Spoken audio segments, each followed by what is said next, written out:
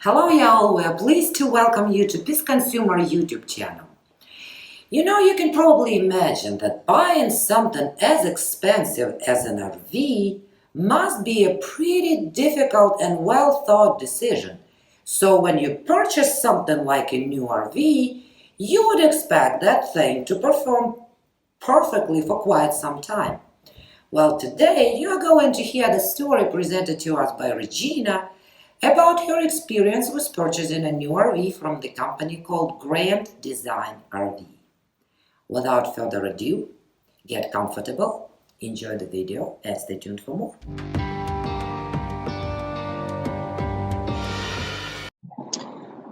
The company does not definitely stand behind their product, that's for sure. We had shopped for a camper for years, literally years, had researched which campers were the least campers that were being worked on, had the least amount of repairs that were being done to them. And we finally settled on a Grand Design. And like literally, seriously, we searched for years. So upon purchasing the camper, it had issues right off the bat before we even camped in it. And the company in itself just did not care whether we were having issues or not. They very nonchalantly, when I called them and talked to the two district managers, acted like they didn't care.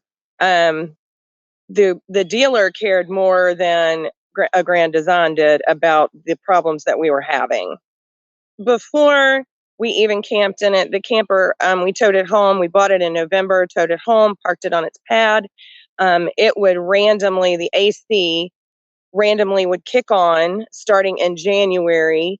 And it was 22 degrees outside. It would randomly kick on and the air conditioning would run. Um, Obviously, we contacted the dealer. They told us different things that they wanted us to try to reset it. We did all of the things that they suggested. And finally, my husband had, and he's a mechanic, so he's pretty knowledgeable about those kind of things. So finally, he pulled the breaker, and that seemed to alleviate it. Then we got ready for our first camping trip in April, and we had went to fill the fresh water tank, and water started spurting out of the bottom of the camper. We called them. They said, "Oh yeah, that's like a faulty design. Bring it back down here. The elbow probably froze over the winter." So we take it down there. We get that fixed. We tow it, and we had a huge camping trip coming up in May that we were towing this camper 1,000 miles. So we tow it back down to the dealer. They get the elbow fixed. We take it back to its pad, hook it up, hook up the water to it, and water starts spurting out of the kitchen sink. Now, mind you, we had not had any problems with water leaking out of the kitchen sink before, but now water is spurting out of it like a geyser. And when I mean like a geyser, I mean it's going everywhere. My husband runs to turn it off, but like the interior was soaked. The cabinets were soaked. The upper and lower part of the cabinets were soaked. It was running across the floor, saturated the carpet on the other side of the camper. So we call them, and they're like, "Oh yeah," we call the dealer. We drag it back down there again.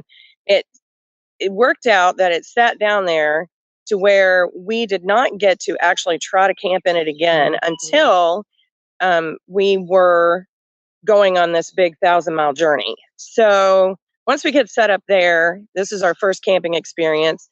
The lights on the outside of the camper stopped working. The speakers on the outside of the camper stopped working.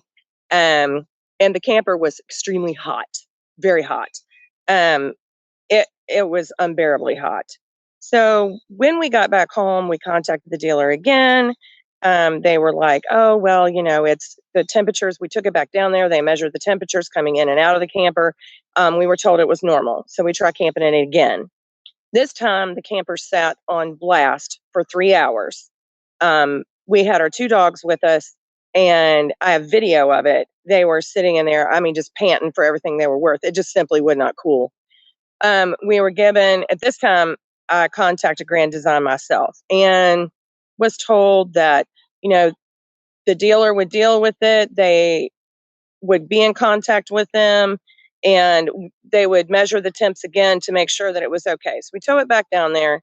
I'm telling you, the time lost from work because the dealer is an hour away from us, the gas towing it back and forth to the dealer to get it fixed, the amount of time we missed camping in this camper and we're like making payments on it, was just, it was just a little much.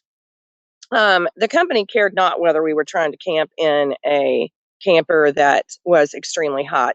I told them it should come with a warning label that you had to camp in a shady spot, or otherwise it would be detrimental to your health. Um, that time when we camped in it, we took it out again because we were told, oh, okay, the temperatures are acceptable. We took it out again. This time the thermostat got stuck on, I believe it was 22 degrees Celsius, and we could not get it to, like, the wall unit would just not respond. So my husband had to go out, unplug the camper, plug it back in. We ended up leaving the campground early that time because it was just, it wasn't enjoyable.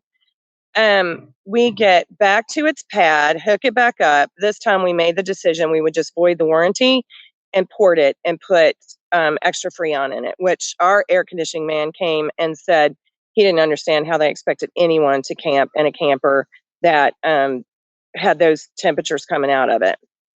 Then after we get that fixed, we take it back, and we had problems with the holding tanks as well.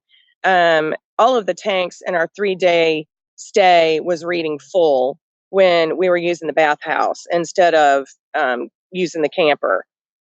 We were told that they couldn't find anything wrong with it, although on our own we did flush out a huge metal piece that you would think if it went through any kind of inspection at the dealer or at the manufacturer that they would have caught that for sure.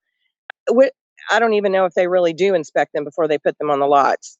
We are told, after we're still having all these problems and the air conditioning unit is still not functioning properly, to bring it back down once yet again.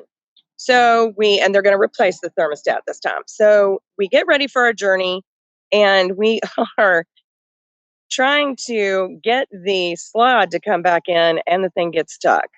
It literally gets stuck. I'm like, and it buckles the wall on that side of the camper. And I'm like, this is absolutely the last straw. So we take it back down there, and they end up replacing the whole slide. But at this point, we're like, we just want out from underneath of this thing because this is ridiculous. You shouldn't have this kind of problems with a brand new unit.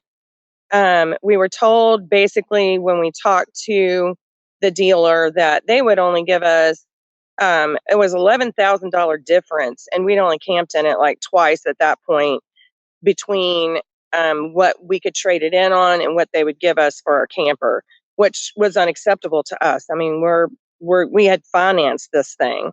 When I contacted the company, the lack of even caring on their end, the gentleman, I use that term loosely, that answered the phone, I told him about the air conditioning unit. He said, well, what do you want me to do? Yeah.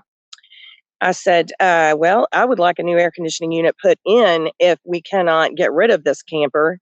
Oh, well, we just simply cannot do that. That's not our call. He actually blamed it on the air conditioning people and said that we needed to contact the person that manufactured the air conditioner. I said, the air conditioner is on your unit. You obviously have faith in these people. So we bought your camper as a whole, not an air conditioner by itself. But they just don't care. But we bought it hook, line, and sinker. They had the letter. They sent us the letter that said, welcome to the family. You walk in the campers that are down there, and they've got a big display in there that says they're a family company and they want to be able to stand behind their product, and they're proud. I've still got the letter. None of that is true. None of it. They don't stand behind anything. And so, basically, here we are at this point. And how many times total did you have to spend your time and your husband's time and gas money on taking this thing to Grand Designer V lot to be repaired? Yeah.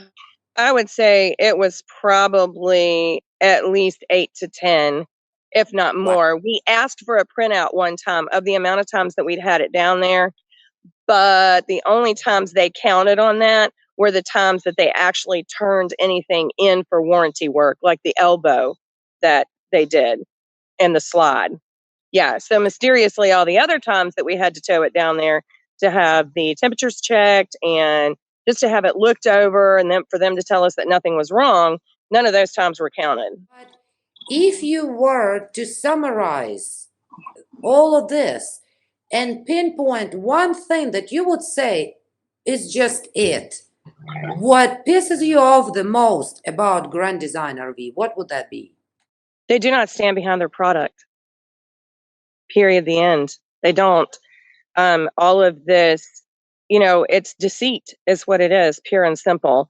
I have zero tolerance for liars, and this is basically what this is, just to sell a product when that is not what they're about. They claim that they're about, family and being proud of a company, but that's not what they're about at all. They're just pushing a product. Period. The end. Now the molding on the inside of the camper is coming loose also. Like it just goes on and on. And I mean that's a small thing, but not really when you've paid this much money for it. Regina, what would be your main motivation? What motivated you to go online and tell your story? The time when I went on there and wrote on the Piss Consumer was the time we were camping and my dogs were literally sitting in the camper panting for everything they were worth, and we had fans in the camper turned on and the air conditioning turned on blast. That was when I went on Piss Consumer and wrote the review, because I'm like, this is just ridiculous. We keep being told there's nothing wrong with this air conditioning, that we should be all right camping in these temperatures. And clearly, this is not all right. I mean, we were extremely hot.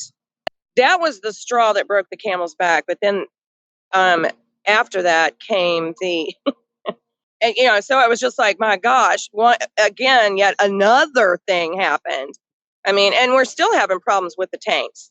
When we go camping, we'll empty the tanks and they'll still say 1/3 full, 2/3 full. And then if you put anything in the one tank, then it is like reading full right off the bat. So you really never know how much is in the tank.